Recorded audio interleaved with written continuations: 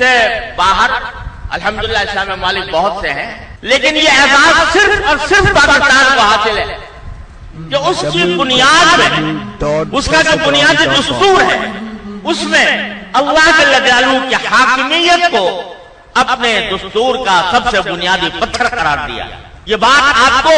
تمام مسلمان ممالک میں سے کسی ملک میں نہیں ملے گی، یہاں تک کہ سعودی عرب میں بھی چونکہ کوئی دستور نہیں ہے، لہذا اس کے اندر بھی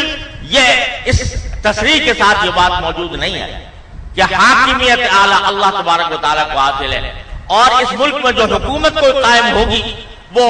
اللہ تبارک و تعالیٰ کی حاکمیت کے اقرار کے ماتحت، اللہ تعالیٰ کی حاکمیت کے اعتراف کے ماتحت اور اسی کے احکام کے ماتحت قائم ہوگی۔ یہ اعزاز اور کسی ملک کو حاصل نہیں جتنا اللہ تبارک و تعالیٰ نے اس ملک کو عطا فرمایا۔ یہ اعزاز بھی کسی اور ملک کو حاصل نہیں ہے کہ جس میں یہ وضاحت کے ساتھ یہ بات طے کی گئی ہو کہ پاکستان میں کوئی قانون قرآن و سنت کے خلاف نہیں بنایا جائے گا اور موجودہ قوانین کو قرآن و سنت کے ڈھانچے میں تبدیل کیا جائے گا۔ اس طرح کے ساتھ کوئی کسی ملک میں یہ دفعہ موجود نہیں ہے،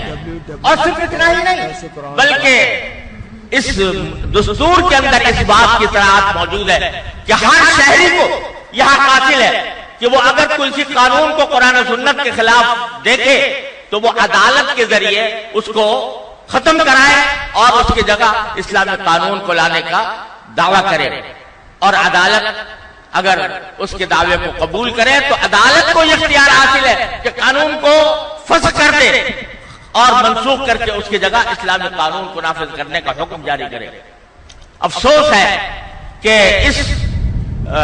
اس عظیم دفعہ کو جو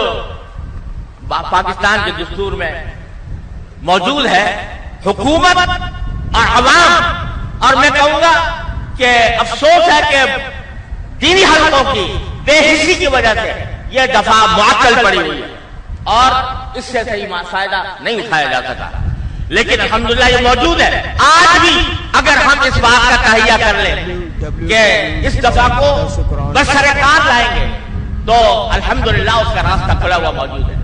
لہذا جو لوگ یہ پروپیگنڈا کرتے ہیں کہ پاکستان میں اسلامی نظام کو لانے کے لیے ہتھیار اٹھائے بغیر کوئی اور چارہ نہیں ہے، یہ پروپیگنڈا بالکل غلط ہے اور جھوٹا ہے، اور پرامن طریقے پر اسلام کے قوانین کو نافذ کرنے کا الحمدللہ راستہ موجود ہے۔ شرط یہ ہے کہ ہم اپنی بے حسی ختم کریں اور شعور پیدا کریں، اور شعور پیدا کر کے اس دفعہ کو بروئے کار لانے کا اہتمام